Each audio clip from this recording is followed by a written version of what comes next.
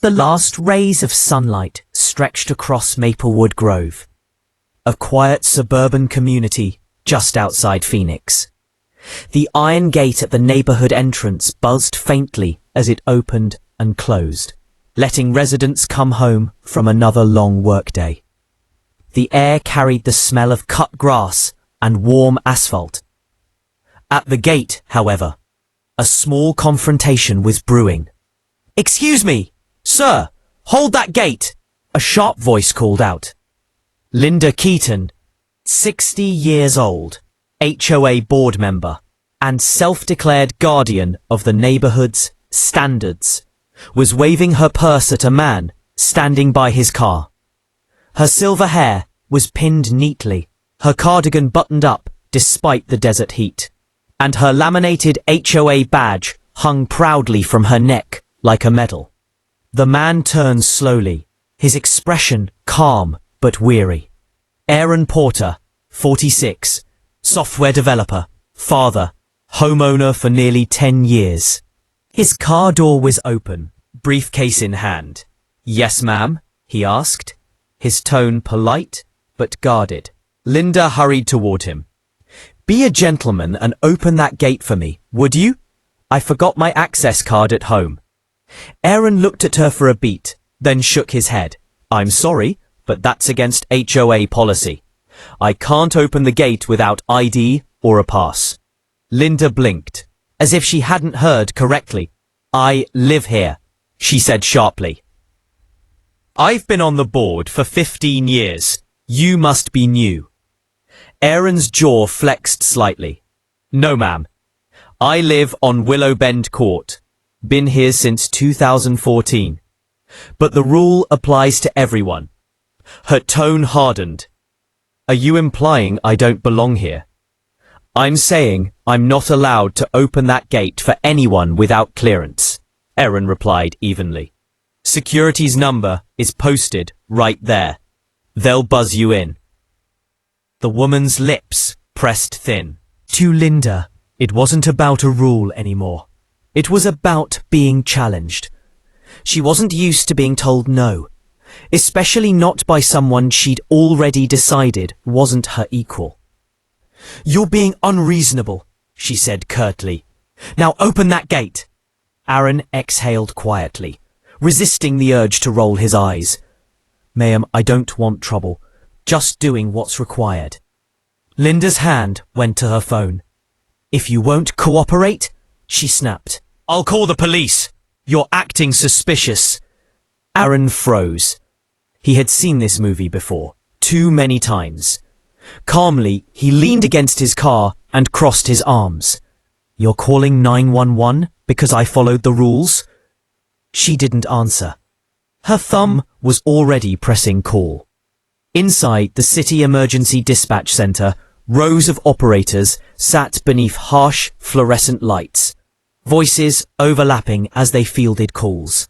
Among them sat Naomi Porter, headset snug against her ears, pen tapping softly against her notepad. She had taken half a dozen calls in the last hour. Car crashes, false alarms, a noise complaint. When the new call came through, she straightened her back automatically. 911, what's your emergency?" A voice poured into her ear, high, breathless, self-assured. "There's a man here at the Maplewood Gate, African-American, mid-40s maybe. He's blocking me from entering my own neighborhood. He's acting hostile." Naomi froze. Her pen stopped mid-stroke. The description hit like ice water. African-American, mid-40s, Maplewood Gate. Her stomach tightened. She whispered the words under her breath. "No, that can't be." She forced professionalism into her voice. "Ma'am, just to confirm, you said he's preventing you from entering your community?" "That's right," the woman replied. "He's standing there, glaring at me like I did something wrong." Naomi's heart pounded in her ears. The details were unmistakable. The description matched her husband exactly. Aaron. The same car, same route home, same neighborhood.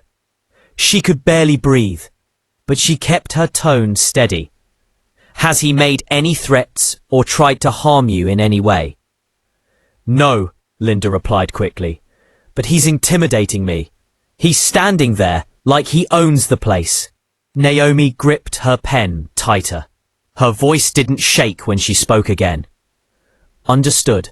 Officers will be dispatched shortly. When she ended the call, her hand trembled on the desk. Meanwhile, Aaron checked his phone. A text from Naomi blinked on screen. Don't panic. I got the call. Stay calm. He looked at it for a long moment, then typed back, You've got to be kidding me. The low hum of traffic filled the silence around him, as Linda paced in front of the closed gate, gesturing dramatically into her phone as if the performance might earn her sympathy from an invisible audience. You don't get to decide who lives here, she shouted suddenly, her voice rising. Aaron turned his gaze on her, calm, level, and steady. And you don't get to decide who belongs here. That line hung in the air like a challenge. Moments later, distant sirens began to echo down the street. Blue and red lights flashed across the entrance. 2 officers arrived. Officer Ruiz, a veteran known for his cautious approach, and Officer Daniels, younger, still eager to prove herself. Their cruiser rolled up to the gate, the patrol lights flickering off the nearby stone walls. Linda wasted no time. There he is! That's the man I told you about. He refused to let me in. Aaron raised his hands slightly, palms open, showing the wallet and ID he'd already prepared. Evening, officers. My name's Aaron Porter. I live here. I can show you my address. Officer Ruiz nodded, keeping his voice neutral. Let's take this one step at a time, sir. Just stay right there. In the dispatch center, Naomi listened as the officers' voices crackled through her headset feed. Her throat was dry, her mind spinning. She heard her husband's tone. Steady, patient. He was doing everything right. Linda's voice pierced through the channel again. He was loitering by the gate, glaring at me. I felt unsafe. Aaron shook his head slowly. All I did was tell her I couldn't break HOA rules. Officer Daniels scanned his ID under her flashlight. Mr. Porter, your address is on Willow Bend, correct? Yes, ma'am. She exchanged a glance with Ruiz. It checks out. Linda's face reddened. You're just going to take his word for it? Ruiz sighed. No, ma'am. We verified it. He's a resident. From the dispatch booth, Naomi exhaled for the first time in minutes. Relief trickled through her chest, but anger simmered beneath it.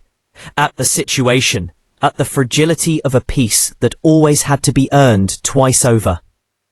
At the gate, Linda's tone turned defensive. You don't understand. He made me feel unsafe. Aaron's voice cut through the tension. Because I told you no. Neighbors had begun peeking from porches and car windows. Phones appeared, recording quietly. The moment was no longer private. It was unfolding under the gaze of an entire community. Officer Ruiz turned toward Linda, his patience thinning. Ma'am, feeling uncomfortable isn't the same as being in danger. This man hasn't broken any law. Aaron stayed silent, arms folded, the embodiment of restraint. He wasn't about to let this spiral. But Naomi, listening from miles away, could hear it in every pause, every clipped tone. The invisible weight he carried, just to exist without being seen as a threat. And as the flashing lights danced across the Maplewood entrance, the first cracks in Linda's certainty began to show. The blue and red strobes from the patrol car washed across the quiet street, throwing streaks of color over stucco walls and manicured lawns. A handful of neighbors had drifted toward the entrance of Maplewood Grove, drawn by curiosity.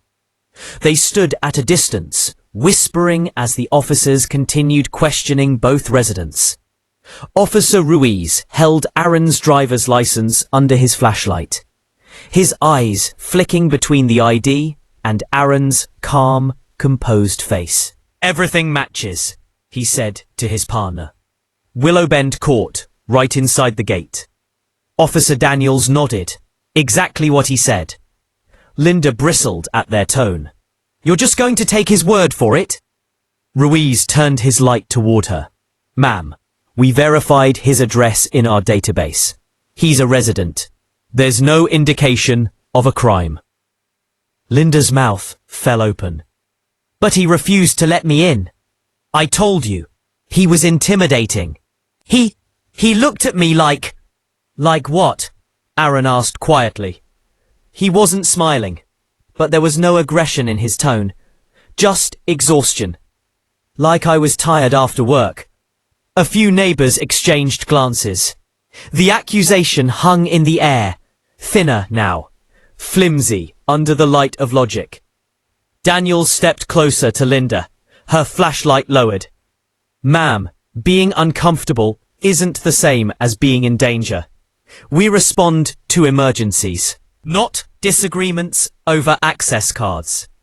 Linda's cheeks flushed red. "So now I'm being scolded for calling the police?" "No one's scolding you," Ruiz said, though the edge in his voice betrayed his patience thinning. "But misuse of 911 ties up resources that could be helping people in real danger." In the dispatch center, miles away, Naomi Porter sat rigid at her desk, headset still on, though the call had technically ended. She could hear the radio chatter, the officers' voices filtering through the system. Each calm word from Aaron tightened and loosened something inside her at once. Her colleague at the next console whispered, "You good?" Naomi forced a faint nod. Just monitoring a high-tension call. She didn't dare say the truth. That the man they were discussing was her husband. That every second could change their lives. She typed notes into the system automatically. Subject verified homeowner. Caller agitated. No immediate threat. But beneath the professional surface, her heart pounded. Back at the gate, the conversation had become a spectacle. Phones were raised now, tiny blue screens catching every word. Aaron stood perfectly still, his ID still visible in his hand. Linda folded her arms. "You're all making a mistake. This isn't about race or rules. It's about respect." Aaron met her eyes evenly. "Respect goes both ways. You asked me to break a rule you wrote. I said no." The crowd murmured. One older man near the sidewalk spoke under his breath, but loud enough for others to hear. "She fined my son last year for leaving the gate open 5 minutes. Linda spun toward him. "That's irrelevant." "It's exactly relevant," Aaron replied quietly. "Because when you forget your card, it's everyone else's job to bend the rules. But when it's us, you threaten fines or worse." Officer Ruiz sighed. "Mr. Porter, thank you for cooperating. You can put your ID away." Aaron nodded and slipped his wallet into his pocket. He wanted nothing more than to go home. Daniels turned to Linda once more. "Ma'am, unless you intend to file a formal report, there's nothing further we can do." "This call doesn't meet the standard for an emergency." Linda's voice cracked. "So he just walks away, after humiliating me like this?" Ruiz's expression hardened. "If we respond to another unnecessary call of this nature, you could be cited for misuse of emergency services." The warning landed heavy. Even through her indignation, Linda understood the implication. Her authority was slipping. Naomi's headset buzzed as the radio log updated. Officers cleared. Subject compliant. Caller advised of misuse consequences. She let out a long, shaky breath. The worst had passed. But relief was laced with something bitter. How fragile safety felt. How easily a neighbor's pride could summon flashing lights to her husband's doorstep. She typed one final note. Situation stable. No escalation. And yet, she knew it wasn't over. People like Linda didn't let embarrassment die quietly. Outside, the cruiser lights began to dim. Officer Ruiz turned to Aaron. "You're free to go, sir. Sorry for the inconvenience." Aaron nodded. "No problem. I appreciate your professionalism." He moved toward his SUV, but Linda's voice rose again, sharp with desperation. "This isn't over, Mr. Porter. People like you think you can talk back to authority and walk away." The phrase sliced through the night. People like you. The onlookers murmured audibly now. Someone gasped. A teenage girl whispered, "She did not just say that." A man in jogging clothes lifted his phone higher, catching every word. Aaron turned slowly, his calm now cold and deliberate. "People like me?" he asked softly. "You mean homeowners, fathers, or something else you don't want to say out loud?" Linda opened her mouth, but no words came. Ruiz straightened. "Ma'am, that's enough." Daniels stepped closer, her tone sharp. "You're towing a dangerous line, Miss Keaton. I suggest you go home." But Linda stood frozen, her authority unraveling in real time under the glare of her neighbor's eyes and the steady red blink of phone cameras. Aaron finally spoke. Quieter this time. "Next time, maybe try asking for help instead of demanding obedience." He climbed into his car. The engine started, humming low as he rolled forward through the gate, leaving the confrontation behind. Inside the dispatch center, Naomi removed her headset slowly. Her palms were damp, her throat tight. The monitor still displayed the closed log. No crime. Caller warned. Her colleague gave her a sympathetic look. "Rough one?" Naomi nodded faintly. "Yeah, but at least it ended right." She turned her chair toward the window. The city lights beyond it, hazy and distant. Somewhere out there, Aaron was driving home. Headlights cutting through the same dusk where a misunderstanding had nearly turned into a tragedy. She whispered under her breath, "You kept your calm. You did it right." And yet, she couldn't shake the feeling that this was only the beginning. That the fallout from that night would echo far beyond the glow of the patrol car lights. The sun came up over Maplewood Grove, but the neighborhood didn't feel the same. The night before still hung in the air. Blue lights, raised voices, the uneasy silence afterward. What had been a single argument at the gate had become the only topic anyone wanted to talk about. By breakfast time, the video was already online. Someone had filmed the whole thing. Aaron, standing by his SUV, quiet but firm. Linda shouting, pointing, demanding. The officers trying to calm them both down. Now the footage was bouncing from group chat to group chat, uploaded to the HOA's Facebook page, reshared on TikTok, then clipped again on YouTube under the title HOA board member calls 911 on homeowner for following the rules. Aaron sat at the kitchen table with his coffee, watching the view counter rise. His phone wouldn't stop buzzing. Every few seconds, another message from friends or co-workers. "Is that really you?" Across from him, Naomi scrolled through comments, her mouth tight. Half the neighborhood's defending you, she said. The other half's pretending they didn't see anything. Their daughter padded into the room in pajamas. Daddy, why are people talking about you on the internet? Aaron forced a smile. Because somebody made a bad choice, sweetheart, but we're okay. Naomi shut the laptop. Eat your breakfast, honey, she said softly, then looked back at him.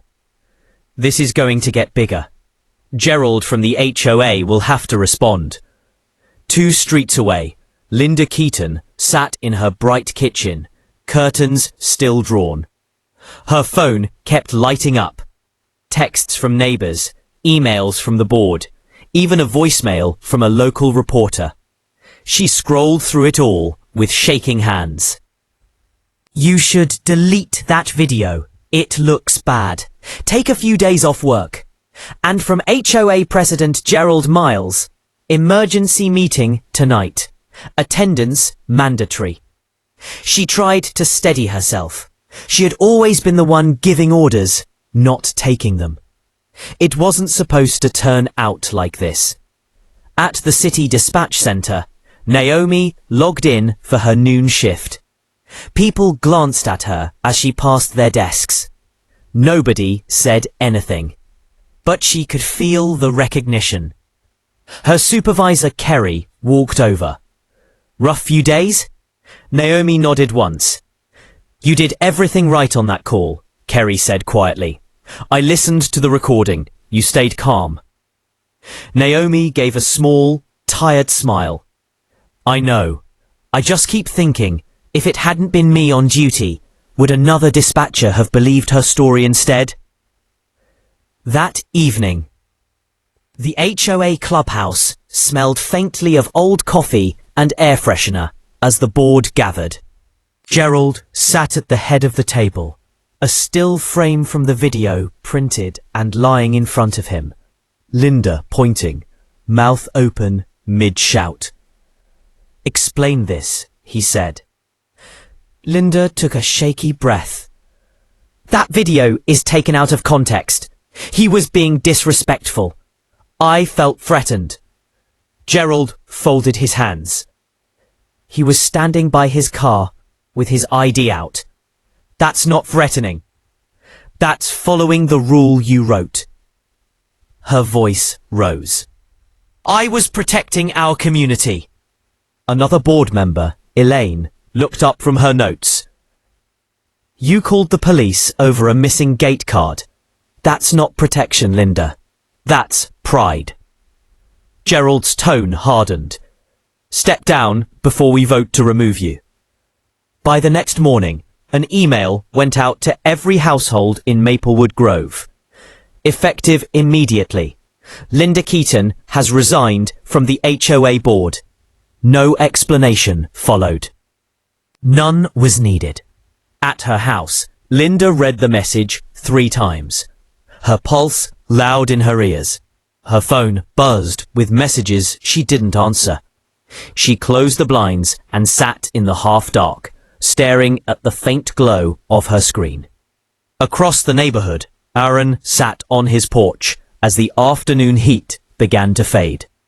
Neighbors waved when they passed. Some stopped to talk. Apologies, small words of support, the kind that meant more than they sounded. A teenager on a bike rolled up, holding out a plastic container. Mom made cookies, he said awkwardly. She said, you handled yourself like a champ. That evening, Naomi joined Aaron outside after her shift. The desert wind had cooled, carrying the smell of cut grass and jasmine from the next yard. You know, she said quietly. The internet saw the shouting, but not the part that mattered most. Aaron looked at her. What part's that? That you didn't let anger run the show. You stayed steady. That's what everyone's really responding to. He smiled a little. Calm doesn't win fast, but it lasts longer. Naomi leaned against his shoulder. It'll last here too. People are thinking about what they saw. Maybe that's the start of change. Inside, their daughter was humming to herself over a coloring book. The clock ticked softly on the wall. Outside, the street lights came on, warm halos over a neighborhood still learning, slowly, what fairness really looked like. The following morning, Maplewood Grove looked peaceful again, but the calm was only surface deep. The events at the gate had left a mark that no one wanted to admit out loud. The HOA board had officially replaced Linda, yet her name hovered in every conversation. From the dog park, to the morning jog groups, to the Facebook neighborhood page. Aaron drove through the same gate where it had all happened. The metal bars slid open automatically, the tiny beep of the scanner, a reminder that order had returned, but not normalcy. He waved at the security guard, who nodded respectfully. "Morning, Mr. Porter." It was the first time anyone at the gate had called him sir. At home, Naomi was making pancakes for their daughter, before heading to the dispatch center. She looked calmer now, though her eyes still softened whenever Aaron passed by. "You're kind of famous now," she teased lightly. Aaron shook his head. "Not the kind of fame anyone wants." Still, it was impossible to deny the ripple effect. That morning's local news had run a short segment. Maplewood Grove HOA reshuffles after viral 911 call. They had blurred faces, but everyone in the neighborhood knew who was who. Down the street, Linda sat on her patio, staring at her phone. The comment section beneath the video had turned brutal. Strangers dissected her every word. Old friends had stopped calling. Even the grocery store felt colder. Neighbors glancing at her, then quickly looking away. She'd spent years building an identity around control, rules, and authority. Now she didn't know who she was without them. By mid-afternoon, Gerald Miles, the HOA president, knocked on her door. When she opened it, her expression was defensive. "If you're here to gloat, don't bother." He shook his head. "I'm here because the board needs closure. We're not out to destroy you, Linda. But people are scared of what you represent right now." She frowned. "I was trying to protect the neighborhood." "You were trying to protect your ego," he said gently. "And now we all have to rebuild trust." For once, she had no retort. That evening, Aaron and Naomi sat outside with mugs of tea, the sky bruised purple with dusk. Their daughter's laughter echoed faintly from inside. "Do you ever think she'll understand what she did?" Naomi asked. Aaron took a long breath. "Maybe. But even if she doesn't, other people did. That's enough." A soft breeze moved the wind chimes by the porch. A neighbor walking her dog stopped at the sidewalk. "Evening, Aaron," she called. "We're lucky to have you here." Aaron smiled faintly. "Thanks." Just trying to live like everyone else. At the dispatch center later that night, Naomi handled a new flood of calls. Minor accidents, alarms, noise complaints. But her voice carried something new in it now. Steadier, kinder. Every time she answered, 911, what's your emergency? She thought of how easily one phone call could change everything. Before her shift ended, Kerry stopped by her desk. "I saw that the HOA posted a public statement. They mentioned commitment to fairness and communication. Looks like something good came out of it after all." Naomi smiled. "Maybe. Sometimes that's how lessons start. Loud, messy, and public." Across Maplewood Grove, the nights had grown quieter again. The porch lights glowed. Sprinklers ticked on schedule. And for most people, life was returning to routine. But a quiet shift had happened underneath. People waved at strangers more often. Guards at the gate double-checked with a polite smile instead of suspicion. And nobody used the phrase, "people like you," anymore. Inside the Porter home, Aaron tucked his daughter into bed. "Daddy," she murmured sleepily, "you were brave when that lady was mean." He brushed her hair back. "Being brave isn't about shouting, sweet pea. It's about staying calm when someone else loses theirs." She nodded, eyes fluttering shut. Naomi watched from the doorway, her heart heavy with pride. As Aaron turned out the light, he whispered, "That night didn't break us. It showed people who we really are." And for the first time since the flashing lights at the gate, the house felt still. No tension, no noise, just peace. The kind that comes when truth finally settles into the world. Too solid to be denied. A week had passed, but Maplewood Grove still hummed with quiet tension under its neatly trimmed calm. Life went on. Kids caught the school bus. Gardeners trimmed hedges. But everyone remembered what had happened at the gate. It had become the story that defined their street. Aaron tried not to dwell on it. He focused on work, on taking his daughter to piano lessons, on small things that reminded him the world hadn't stopped spinning. Yet every so often, he would feel the lingering stares, neighbors unsure whether to apologize or stay silent. One afternoon, as he parked outside his house, a car slowed beside him. It was Officer Ruiz. He rolled down his window and gave a small nod. "Just wanted to check in," the officer said. "You handled yourself better than most would have that night. Thought you should hear that." Aaron smiled faintly. "Appreciate it. I know it wasn't easy for you either." Ruiz shrugged. "People see the badge, but we're learning too. That video, it made a lot of us think." Meanwhile, at the dispatch center, Naomi's days had settled back into routine, but her perspective had shifted forever. Every time a new call came through, she listened a little deeper, asked one extra question before sending help. The weight of what a single word, suspicious, could do still lingered. At home that evening, she sat on the couch, scrolling through the local news. There was a short follow-up article. HOA implements bias and communication training for board members after viral incident. Aaron came in from the porch. "What's that?" She turned the screen toward him. "Looks like they're actually trying to change something." He nodded slowly. "Good. Maybe all that noise meant something after all." Down the street, Linda Keaton kept mostly to herself. The neighbors who once waved politely now crossed the street when she walked her dog. She'd thought time would make people forget. But the internet never forgets. Her pride had cracked, and now, beneath it, guilt had started to grow. She replayed the night over and over in her head. How fast anger had turned into humiliation.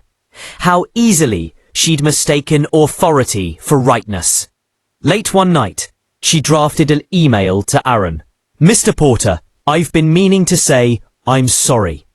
I was wrong to call that night. I let frustration and fear twist my judgment. You didn't deserve that, Linda Keaton." She hovered over the send button for a long time. Then, with a shaking hand, she clicked it. The next morning, Aaron opened the message, read it twice, and set the phone down without replying. He wasn't angry, just tired. Forgiveness, he knew, wasn't something to rush. It was something that arrived quietly, when it was ready. That evening, as the sun fell behind the houses, he and Naomi sat outside again. Their daughter rode her bike up and down the driveway, humming to herself. "You think she'll ever really change?" Naomi asked. Aaron thought about it. Maybe. But even if she doesn't, the neighborhood did. That's what matters. The sound of children playing drifted down the block, mingling with the faint chirp of crickets. Porch lights blinked on, one by one, soft and warm. The same gate that had once been the center of chaos now clicked open and shut peacefully in the distance. Naomi reached for Aaron's hand. "You know what I realized?" she said quietly. "Calm doesn't just protect you. It teaches people how to act around you." He smiled. "And how to see you." They sat there for a while longer, saying nothing. For the first time in weeks, the silence between them didn't feel heavy. It felt earned. Across the neighborhood, windows glowed with evening light, the smell of dinner drifting through open doors. Maplewood Grove was learning, slowly, that fairness wasn't just written in HOA bylaws. It had to be lived. Days turned into weeks, and slowly the incident at the gate faded from headlines into memory. Yet Maplewood Grove wasn't quite the same neighborhood anymore. The sidewalks felt warmer with greetings. People who had once passed one another without a glance now waved. For Aaron, life found a steady rhythm again. He worked, spent time with his daughter, helped her with school projects. Every so often, someone still stopped him to say they'd seen the video or to thank him for how he handled himself. He would nod politely, uncomfortable with the attention. What mattered to him wasn't being admired. It was that people had finally seen what calm dignity looked like in the face of prejudice. One Saturday morning, while watering his lawn, he saw Gerald, the HOA president, walking toward him. "Morning, Mr. Porter," Gerald said, tipping his hat. "I wanted to let you know we're updating the HOA charter. New section on proper complaint procedure and bias awareness training for every board member." Aaron raised an eyebrow. "That's a big step." Gerald nodded. "It's overdue. You handled things right that night. I can't say the same for everyone else." Later that evening, Naomi joined him on the porch as their daughter rode her bike up and down the driveway, her laughter filling the air. "You realize this neighborhood's different now," she said quietly. "People actually talk to each other." Aaron smiled. Maybe they needed a reminder of what community means. Across town, in a smaller house, now cluttered with unopened mail, Linda scrolled through an online community forum. The posts about her had slowed, but the shame hadn't. She rarely left home except for groceries. The silence of her phone, once constant with HOA calls and neighbor requests, now felt like punishment. She replayed the night in her mind, the tone of her voice, the look on Aaron's face, and each time it stung sharper. After several minutes, she closed her laptop, opened a notebook, and began to write. The words were halting at first, but soon flowed into something that looked like an apology. She didn't know if she would ever send it, but it felt right to put it on paper. Meanwhile, Naomi was back at work, her headset snug and her voice composed. 911, what's your emergency? She repeated through each call. But the way she listened had changed. She no longer just heard panic or urgency. She heard tone, fear, and assumption. Every call became a small act of awareness, a quiet way of making sure another family wouldn't have to live through what hers had. When her shift ended near midnight, she returned home to find Aaron sitting at the kitchen table, a cup of tea beside him. He looked up and smiled. "Hey," he said softly. "Couldn't sleep?" "Not yet," she admitted. "But I was thinking sometimes the best way to fix the world is to start small, right Here. He reached across the table, taking her hand. That's all we ever tried to do. The clock ticked quietly between them. Through the window, the same gate where it all began stood motionless in the dark, humming faintly as the night wind passed through it. It had once been the barrier that divided suspicion from trust, but now it simply marked a place where change had started. Aaron glanced toward it, then back at Naomi. You know, he said, people ask me if I'm glad the video went viral. I tell them no, but I'm glad the truth did. She smiled. The truth always finds its way out, eventually. And for the first time in a long while, Maplewood Grove truly slept, quiet, steady, and a little wiser than before. The days turned into months, and the echo of that night at the Maplewood Gate became a story neighbors told in quiet voices when they spoke about fairness, pride, and second chances. The video was no longer trending, but its shadow lingered in subtle ways, in the way people hesitated before judging, in how the HOA meetings now began with an open forum instead of a list of rules, and in how the community, once bound by property lines, was beginning to feel more like a neighborhood again. Aaron often said little about it. He didn't want to be a symbol or a cautionary tale. He just wanted peace, the kind that comes when truth no longer needs defending. Some mornings he jogged past the gate, nodding at the same security guard, who now greeted him with an easy smile. It felt different, lighter, like the tension that had lived there for years had finally released its hold. Naomi noticed it too. On her drives home from the dispatch center, she would pass the same entrance and think about how one misunderstanding had turned into a lesson for an entire town. She no longer flinched when the radio crackled with a new call. Every voice she heard reminded her of how thin the line between fear and truth could be, and how careful one had to be with words like suspicious or threat.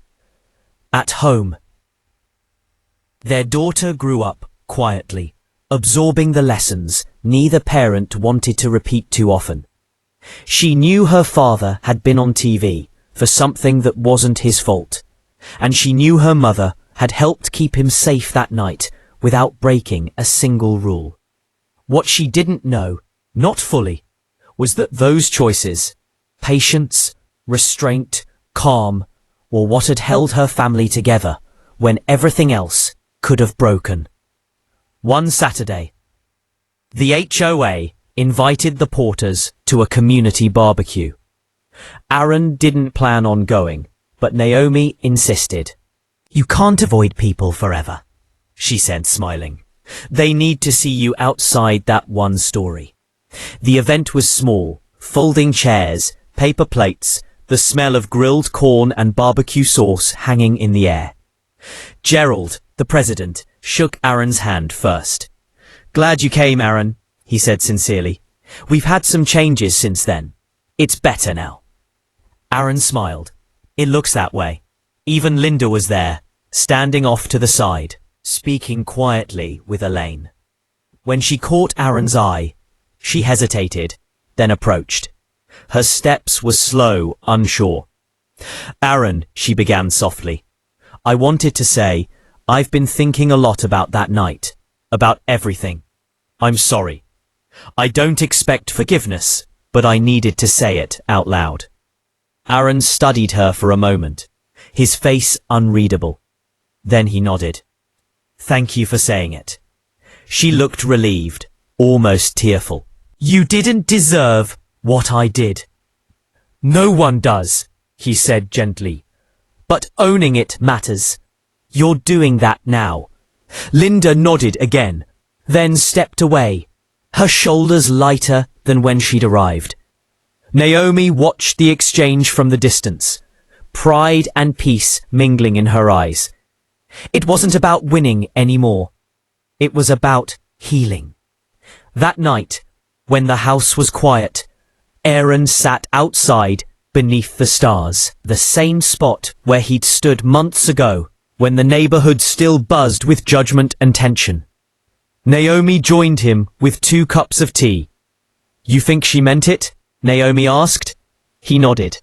"Yeah, I think she's learning, just like the rest of us." For a long while they sat there, listening to the soft chirp of crickets, the steady hum of sprinklers, and the faint laughter of their daughter through the open window. Life had returned to its natural rhythm, unremarkable, simple, and precious. Naomi leaned her head on his shoulder. "You know what I realized?" she said quietly. "What?" "That truth doesn't always come loud.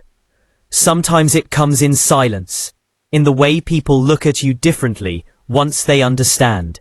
Aaron smiled. "And once they see you, really see you, there's no going back." As the night deepened, the gate lights flickered in the distance, soft and steady. The same place that had once divided neighbors had somehow become the start of something new. The community had changed, not because of rules, but because one man chose calm when anger would have been easier. And one woman behind a headset chose professionalism over panic.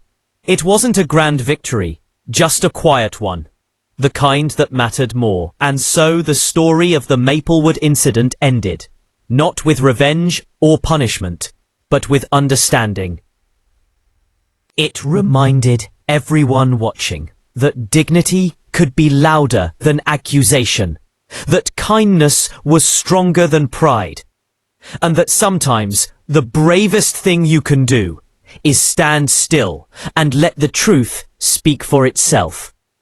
If this story moved you, take a moment to reflect, not just on what happened, but on how it happened.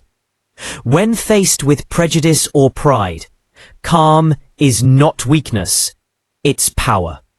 When the world rushes to judge, let truth and patience be your answer. Thank you for watching. Don't forget to like, subscribe, and share this story so more people remember. Dignity speaks louder than anger, and truth always finds its way out.